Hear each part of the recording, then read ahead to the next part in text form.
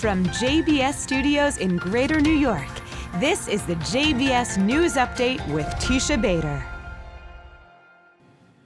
I'm Teisha Bader with the JBS News Update for Friday, August the 27th, 2021.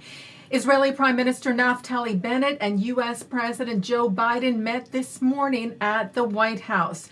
Their meeting, as we reported to you, was rescheduled from yesterday following the deadly attack on U.S. troops and Afghans at the Kabul airport in Afghanistan that left over 100 people dead, including a reported 13 American troops. Terror group the Islamic State taking responsibility. Bennett and Biden spoke over the phone last night, where the Prime Minister shared his deep sorrow and support over the attack. And Bennett opened his remarks today at the meeting with Biden with his condolences over the horrific attack. On behalf of the Israeli people, I want to extend our condolences and deep sadness for the loss of American lives in Kabul.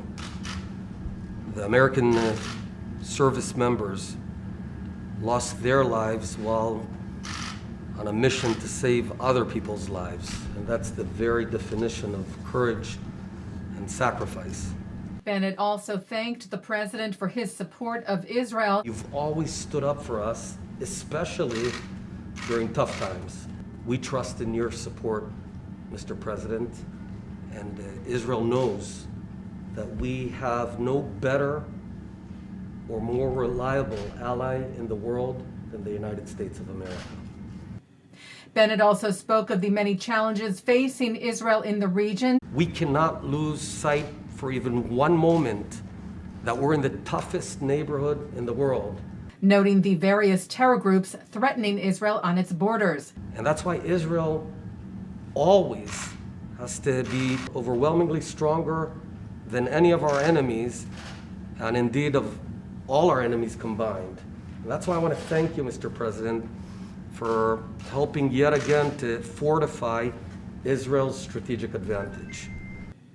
President Biden also began his remarks honoring and mourning the loss of life in Kabul. He then spoke of the unwavering commitment, he said, that we have in the United States to Israel's security, adding that he strongly supports replenishing Israel's Iron Dome system. The president then spoke about Iran and other important issues he would discuss with Bennett. And we're also going to discuss the threat from Iran and our commitment to ensure Iran never develops a nuclear weapon. But we're putting diplomacy first and seeing where that takes us. But if diplomacy fails, we're ready to turn to other options.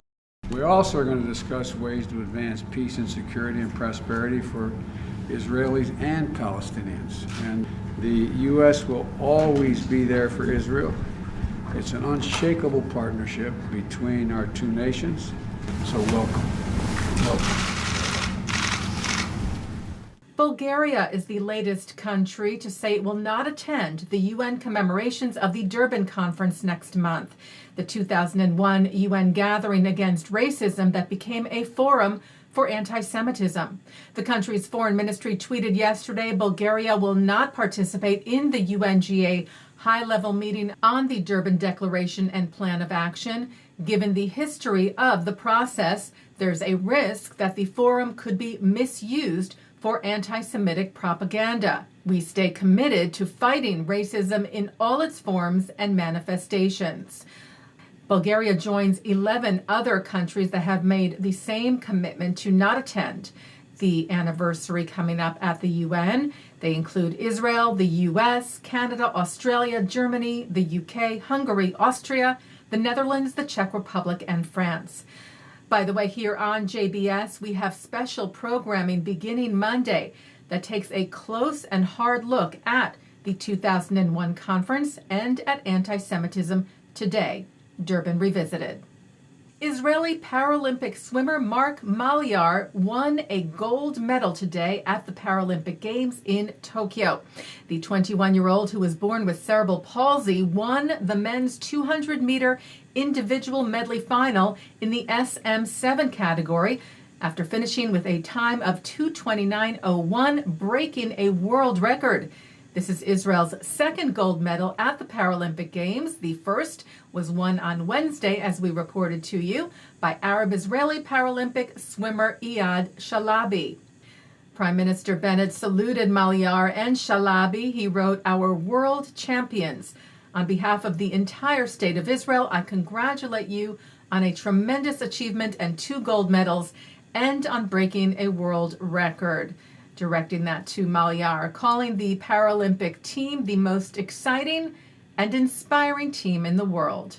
Bennett said, "Your wonderful achievements are just a bonus."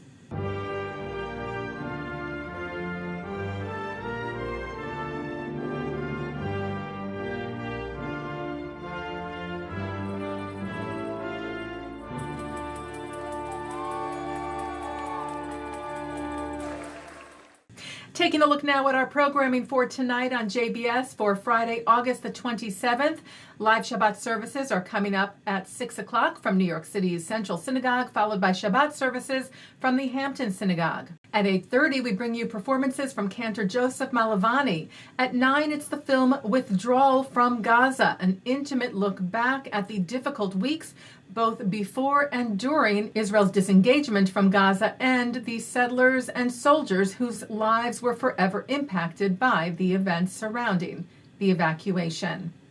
At 10:30, a replay of the Hampton Synagogue services, followed by a replay from Central Synagogue. And coming up next, it's a look at this week's Torah Portion. And just a note for you that we will air Slichot services tomorrow night here on JBS. From Central Synagogue at 9:15 and from the Hampton Synagogue at 10:30.